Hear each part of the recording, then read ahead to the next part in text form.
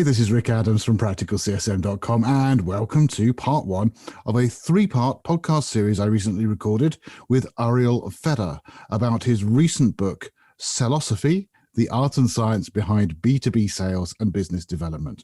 Now, whilst this book is about B2B selling, there are a lot of great ideas in it that can be equally applied to customer success management, and I highly recommend giving it a read. But for now, here is part one of my interview with Ariel. So, hello and welcome. My name is Rick Adams from practicalcsm.com, and I am very pleased to introduce you to my my guest for today, Ariel Feder, who is the Sales and Business Development Manager at Tektronix, and who has recently written a book called Sellosophy, the art and science behind B2B sales. Ariel, really pleased to have you with us today. Hi, Rick. It's my pleasure. Great. And of course, the reason why I've asked you to come on is to talk to you a little bit about your book, Sellosophy, because when it first came out, which is, remind me, when was it published?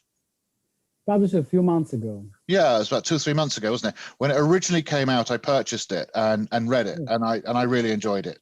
And I reached out to you to say, look, will you come on? And we've been trying to find a slot where we're both free, and we struggled a little bit, but we got there. Crazy time, isn't it? Yeah, so as over Christmas and all the rest of it was particularly awkward for me. And I guess, you know, even though perhaps in Israel you don't celebrate Christmas and don't have the holiday period, it's still just a busy time, isn't it? So okay, so before we dive into the book itself, I think it'd be great just to give people a little bit of a background as to who Ariel is.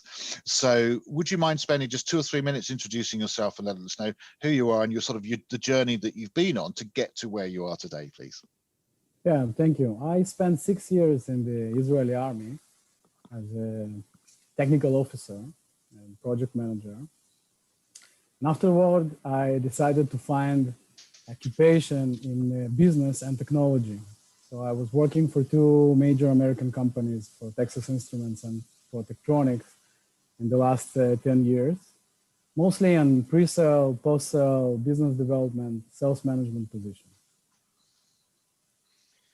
And what made you decide to write a book? Because I mean, I've written a book and it was a big undertaking. And for me, it was a very practical thing. For me, it was a way in which to get my ideas in customer success management, and particularly my framework for customer success management, published and out there for people to see and to read. So I knew exactly why I wanted to write a book, but I think, you know, it's one of those things that, I mean, everybody wants to write a book, but when it comes down to it, it's actually a lot of hard work.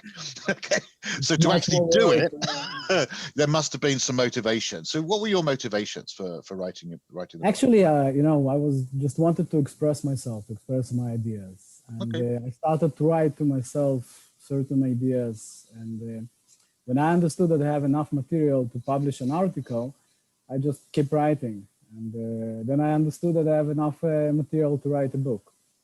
And when I was thinking about the book, I saw that there is a certain gap in the market. So there are several books that are discussing just a recipe, you know, what you need to do in order to book a meeting, in order to approach a customer.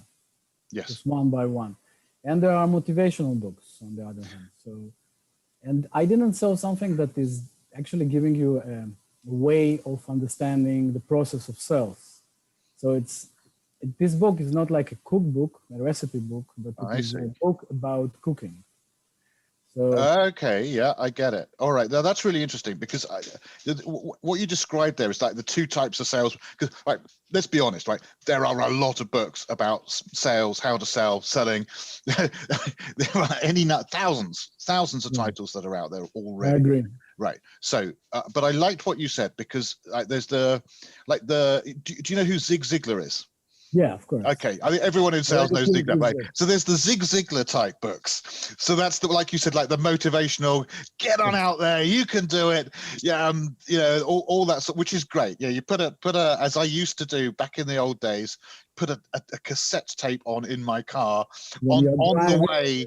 On the way to, you know, to motivate myself on the way to an important meeting with an important account, and you know, and that was highly motivational. But perhaps, looking back, sort of lacking in sort of depth of content. But then you've also got the techniques or frameworks type books, and there've been some great methodology type sales books that have come out. Like a recipe, right? Like a recipe. Right. Follow the steps. Right. Here are the things you need to do step by step. You follow these sorts of steps. Exactly. So I'm trying to think of the name of the one I particularly like. The one that's like the sort of contrarian salesperson who is quite happy to disagree with the customer and put forward challenging customer. Challenge us. Yeah. Challenging customer is a good example of the book that tries also to give some background and for their methodology, not just to present a methodology. Well, yes, because effectively it was based upon research, wasn't it? So they conducted a whole bunch of research and then came up with effectively sort of grouped salespeople into types. So you had the lone wolf, and I forget the other names, but one of the groups that they were fascinated by because it appeared that they were very successful in the B2B. This is in the B2B world. We've got to say is this this challenger who is not the person who just says yes to everything the customer does and is not necessarily the relationship type person either, who knows everybody's nieces and nephews and plays golf with them and gives them Christmas cards, but is the person who actually tells them the truth. The innovator, right? The person who finds the problem that the customer doesn't know that it exists and educates that customer in a particular way. And I think that's really interesting. So then you're saying, right, so because obviously the name that you've given your book, Sellosophy, and the fact that it says, it's a combination of the art and science behind B2B sales, is this concept that you're bringing out. So I'm interested to know, okay, so are you saying art and science? Are you saying philosophy? Because it's kind of saying like that. And then when I'm reading the book, I'm thinking, well, yes, you are. So where does philosophy fit, if you like, into I think if I was looking at the curriculum of most of the MBAs, even the one that I did, there is no training on sales. And the most open position business currently are in sales. Do you know what? That's a really good point. I had not thought of that. But looking back at the MBA that I did, there was nothing on sales. Nothing. No, you're right. So there is like pricing, international, marketing, trade, HR, I mean, finance, obviously. Finance, of course. But if you are not in finance, then and you're trying to find a job after MBA, probably you will fall into sales. Or indeed, if you are moving into a managerial role of any kind, and ultimately looking to run a business, funny enough, selling is quite important. Exactly. And there are no training on that in the academia, in my opinion, because there are so many other trainings. Now, and then I'm asking myself, I'm originally an engineer, so I was studying engineers for 4 years. But to be sincere, I was only studying engineer for 1 year, and the 3 years were pre-courses of math, physics, I see. Right. So my question is, what is the pre-courses of sales? What do you need to know in order to touch sales? So in my personal opinion, it would be philosophy, something that will help you to sustain your vision, your approach when you're driving to customer. You don't need to listen to Zig. So that will tell you that you need to be strong and you need to win, but something that is more deeper in your vision of the world. On one hand, and on the other hand, it's very important to understand practical psychology.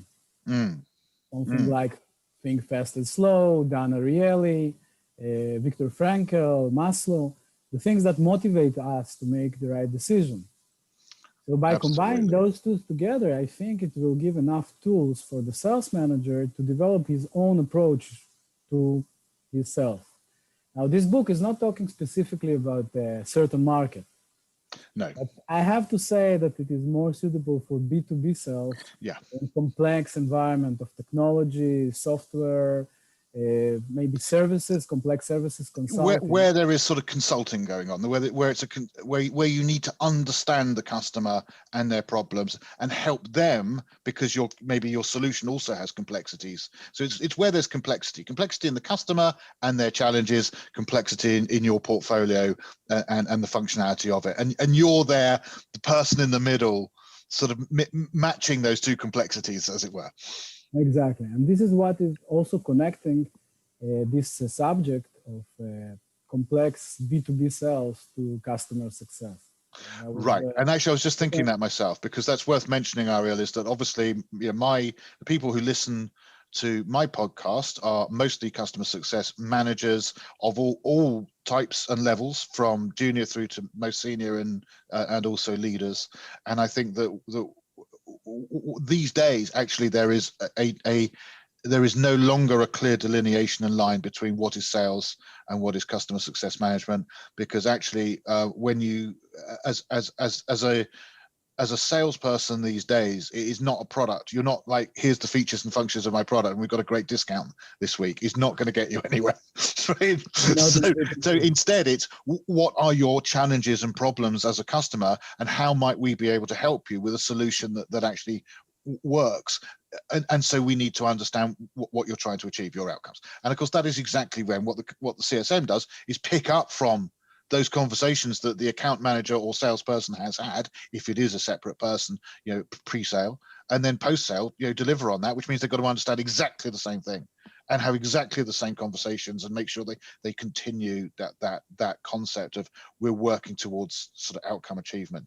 So I notice in your book, you've divided it up in a way that is sort of functional, I would say. So you've looked at the different aspects of a modern B2B sales department, and the types of areas or things that organization needs to get involved with. So starting with business development and launching yourself into a new market, then looking at recruitment and looking at sales managers and partners, then looking at how you motivate your salespeople and your partners, then going into the nitty-gritty key account management, and then looking at, well, what else do you need to do? It's not just yourself. So the power of community, which I love that concept. And your final chapter, effective and anti-fragile sales organizations. We'll talk about that as well. So you've divided it up that way. Why did you decide to do that? As you say, it's not step by step by any means. Instead, you're going to an aspect of, well, this is what needs to be done, and you're sort of looking at it from a almost like a macro perspective, I would say. Yeah, thank you very much that you mentioned all the points of the book in such a precise way. So basically, when you are receiving a new territory, with your existing portfolio, the first thing that you need to do is to understand what is the demand for your portfolio in this territory. And this is what the chapter 1 is talking about. Yeah. The next step, you need to recruit people. You need to recruit salespeople. And usually it's very difficult activity, because it's like a interview of actor for a Grammy, right? They came and they're the best people in the world, and they know everybody, and everybody they're friends. And then you need to find specifically the attributes of the salesperson that you are looking for, and try to look behind those let's say masks, this play, this exhibition of play and gaming and all those things. So that's tough. And I usually, when I do that, it takes I think the hardest work for the sales manager is to find the right people and deploy them, because most of those people are working remotely, they're self-driven, and if we are making mistakes in this step, then it's definitely will harm us in the end. Even if we will be there, we cannot solve those issues. And what is the right person to find? Because obviously, I mean, you could come across the perfect person who knows everything about your customer's industry, knows everything about your products already, because they've had experience of it, and is fantastic at selling and relationship management, and they're a self-starter, and they're independent-minded, and they're entrepreneurial, and they're a creative thinker, and you know. And then you will be amazed that this is you. But you cannot. So what should you focus on if you were recruiting? What is it that you're looking for primarily? Over and above everything else, what are you First of all, integrity. First of all, the most important thing for me is integrity for your own organization. Okay, because if you are creating a funnel that doesn't exist, it will create a lot of problems for the organization. I like that a lot. Integrity. Yeah. So you only do get like one chance at creating a first impression, but also once you've created your impression, it's hard won. Okay, that's it for part 1. Part 2 will be published very soon. And to get access to all our free stuff and to make sure you get notified when more of it is released, why not sign up at practicalcsm.com/free-member.